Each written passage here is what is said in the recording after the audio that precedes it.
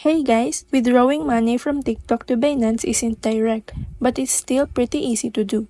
And in this video, I'll show you how to make it happen. So first, open your TikTok app and tap on your profile. And then, click the P icon in the top left corner. And from there, tap on your points, which is your balance. So after you tap it in the balance section, you'll see how much money is available in your TikTok account. So tap on the balance and you'll see the withdraw option.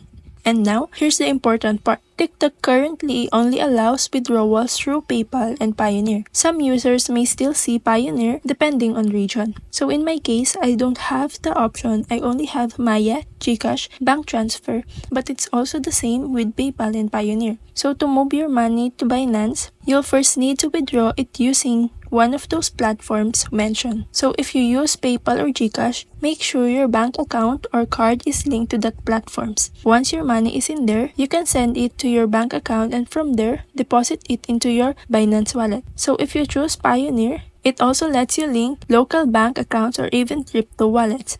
And that's make it easier to move your funds to Binance directly. And that's it. That's how you move your TikTok earnings into Binance. Thanks for watching.